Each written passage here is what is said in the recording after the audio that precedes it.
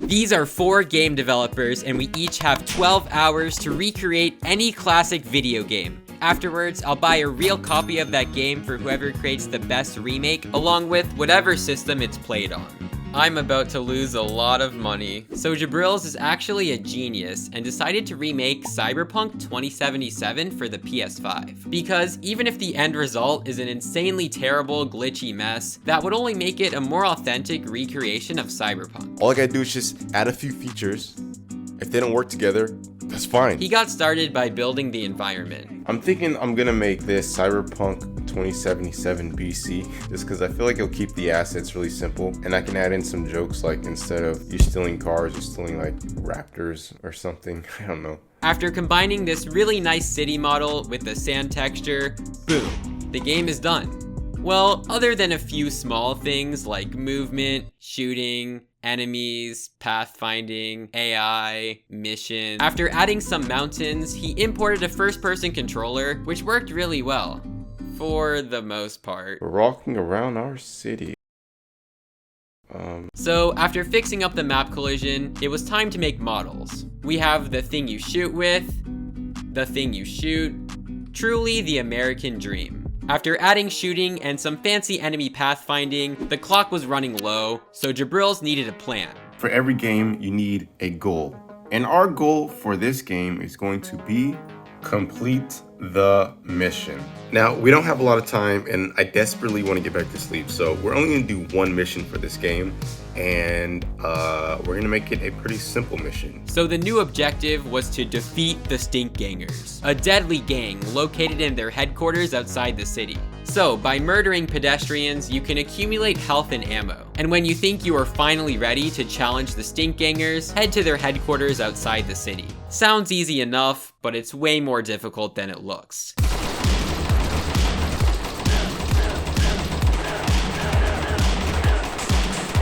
Oh no, it's so over, it's so over. Dude, what am I supposed to do?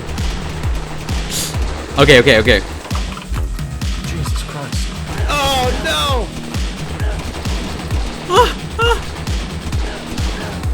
No. Damn. Oh.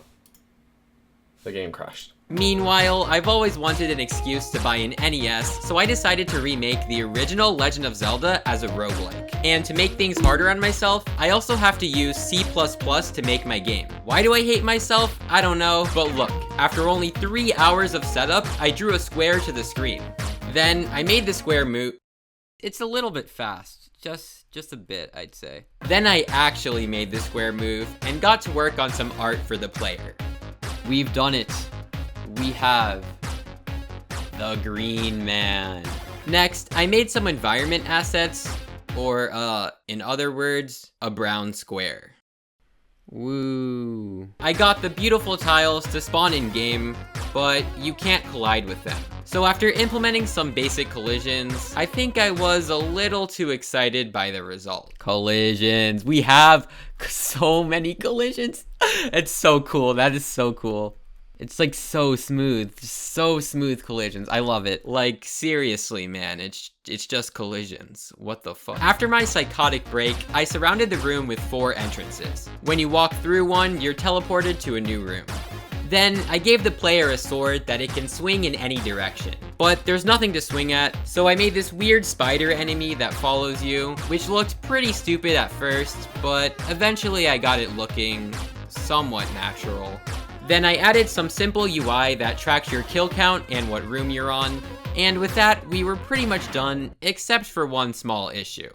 The problem right now is that you're invincible.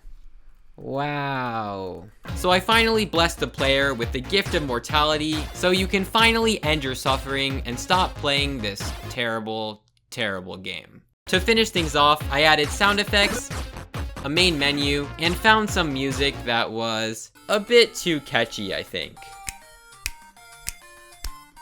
Please just stop, man. Okay, this is cool. He does it right for once. That's great.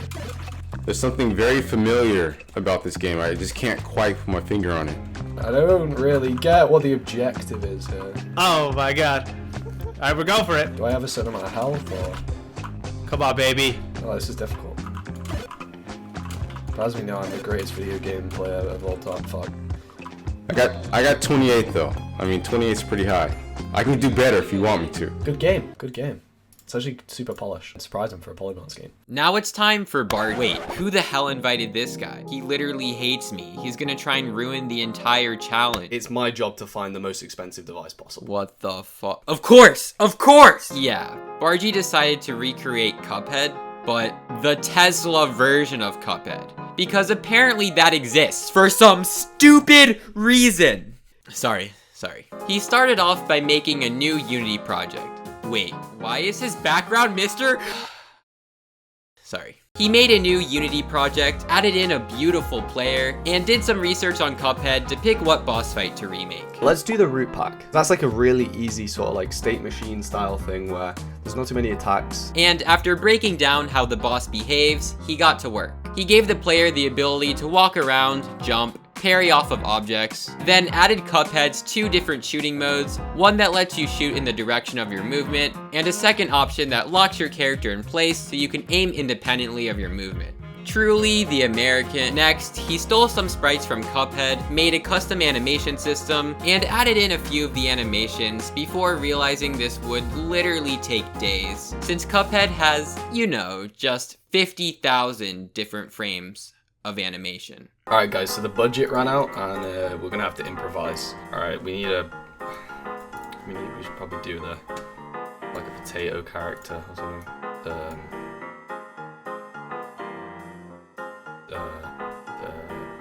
Just go here, sort of side by side comparison. Just make sure that they do look all the same. Yeah, that's about right. With the new and improved art, he gave Mr. Potato Head the ability to take damage, but realized AAA quality art was a little too ambitious for a game jam, so he went back to the Cuphead sprites. Then, with all the systems in place, he added in the different behaviors for each phase of the boss fight, and the game was finished. This better not cost me 175 grand. Let's go. I figure it's probably best to start off with the worst game. Look at this. Look at this. Look at this. Look at this pro level. Look at this. Am I invincible here? I don't even have to face this guy. That's how good I am. What? Yo. I have to start the entire thing over? Bro. Ow. Oh my gosh. I can't believe it just happened. I don't know how to actually dodge these. Please don't. Wait, what world? When did they go away? What? Steven almost wasn't able to do this challenge because he was leaving on a trip for Hawaii, but I managed to convince him to take part.